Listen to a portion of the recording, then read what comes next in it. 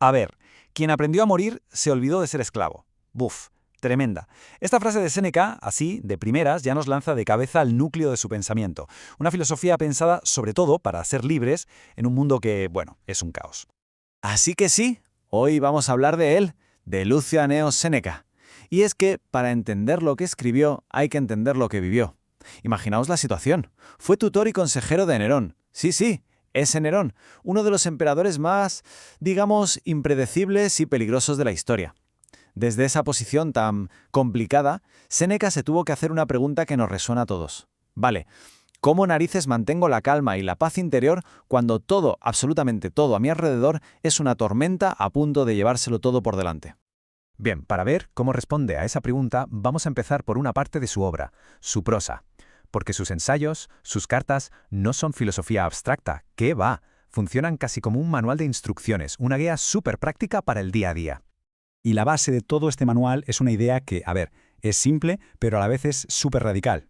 Y es esta: la virtud es el único bien, lo único que de verdad se necesita para ser feliz. Da igual la riqueza, la salud, el poder, nada de eso. Solo la excelencia moral. Punto.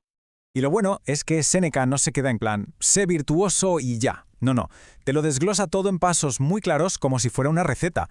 Nos da instrucciones súper explícitas para conseguir esa vida virtuosa y todo se apoya en 3 pilares fundamentales. 1. Vivir según la razón, la ratio. 2. Extirpar las pasiones. Y 3. Un punto que es clave, ser dueños de nuestro tiempo. Vale, y aquí viene lo fuerte, porque lo que de verdad llama la atención es lo extremo que es Séneca con las emociones. Ojo, que no dice que haya que controlarlas o moderarlas, no, habla de extirparlas, de eliminarlas de raíz. Vamos, que esto es una declaración de guerra, pero en toda regla, contra nuestro propio caos interior. Y claro, esto choca de frente con otros filósofos. Pensemos en Aristóteles, por ejemplo. Él hablaba de moderación, de gobernar las pasiones, pero Séneca decía, mira, es mucho más seguro y a la larga más fácil rechazarlas de plano desde el principio. El objetivo final era alcanzar la apateia, esa imperturbabilidad, esa serenidad absoluta tan buscada por los estoicos. Y también le da una vuelta muy interesante a cómo vemos el tiempo. Nos dice: la vida no es corta, lo que pasa es que la desperdiciamos, la malgastamos en tonterías, en ambiciones que no llevan a ninguna parte, en preocupaciones que no podemos controlar. Para él, la clave de todo es ser dueños de nuestro presente, del aquí y el ahora. Muy bien, el manual está claro. Es potente, tiene todo el sentido del mundo, pero seamos sinceros, ¿qué pasa cuando fallamos? ¿Qué ocurre si no seguimos las instrucciones y la pasión simplemente nos arrastra? ¿Cuáles son las consecuencias de verdad? Pues bueno, la respuesta a esa pregunta no está en sus manuales, está en el otro lado de su obra, en sus tragedias. Y aquí Séneca cambia de táctica por completo. Ya no nos da instrucciones, lo que nos da son advertencias. Y no unas advertencias cualquiera, no, son advertencias aterradoras. Porque si en la prosa teníamos la calma de la razón, la ratio, en sus tragedias lo que domina es justo lo contrario, el furor. Es la locura destructiva, esa pasión violenta que anula por completo la razón y que al final conduce a la catástrofe. Es el caos desatado. Sus obras de teatro, en el fondo, son como estudios de caso. Él coge mitos que todo el mundo conocía en su época y los utiliza para enseñarnos las consecuencias devastadoras de dejarse llevar por la pasión. Ahí tenemos a Medea, totalmente consumida por la venganza, a Hércules, un héroe destruido por su propia fuerza, o en Las Troyanas, como el poder y la fortuna se pueden derrumbar en un solo instante. Así que lo más importante que hay que entender aquí es esto. El verdadero drama de estas obras no es la acción externa, no son las muertes ni las batallas. El verdadero meollo del asunto es el conflicto interior. Esa guerra que se libra dentro de la mente de cada personaje entre la razón y el furor.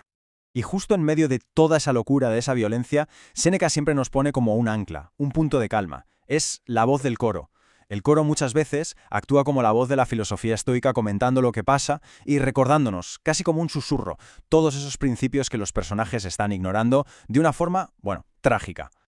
Vale, llegados a este punto, la pregunta es obvia. ¿Cómo encaja todo esto?